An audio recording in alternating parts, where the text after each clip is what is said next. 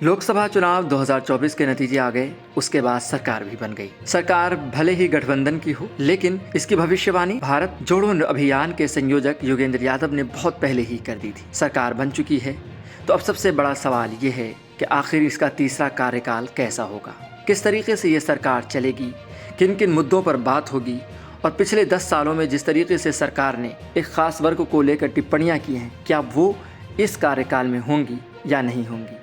वहीं दूसरी पार्टियां, खासकर इंडिया अलायंस की पार्टियां आने वाले सालों में किस तरह काम करेंगी, क्या वो विपक्ष की अपनी पूरी जिम्मेदारी निभा पाएंगी। ये तमाम ऐसे सवाल हैं जो कि लोगों के जहन में हैं। इसी सवालों पर मीडिया से बात करते हुए योगेंद्र यादव ने बहुत अच्छे तरीके से जवाब दिए। आइए हम आपको वो भी बताते हैं। योगेंद्र यादव ने मीडिया से बात करते हुए कहा कि सरकारें सिर्फ डंडे से नहीं चलती, सरकार इकबाल से चलती है। योगेंद्र यादव ने कहा कि इकबाल एक ऐसा लफ्ज़ है जिसे बहुत अच्छे तरीके से सुना और समझा जाता है। राज करने वाले का सिर्फ एक प्रभुत्व नहीं होता, उसका एक स्वीकारिता भी होती है। लोगों को लगता है कि उसका हक है। इकबाल चला गया, सरकार तो बनी है और उनको सरकार बनाने का पूरा वैधानिक अधिकार भी है।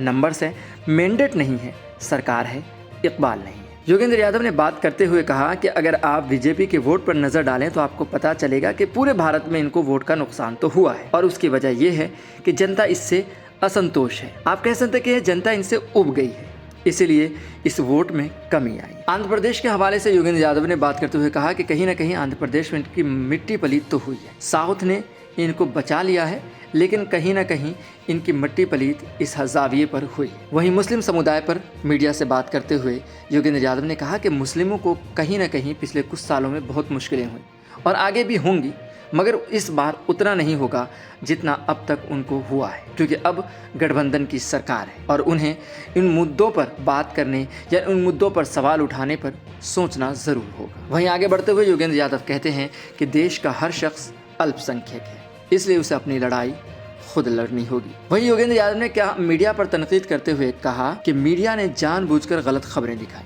कई मीडिया ऐसी थी जिन्होंने 400 पार करके वोट दिखाए, जो कर नहीं दिखाना था, बल्कि उनको चाहिए कि मीडिया जनता से माफ़ी मांगे।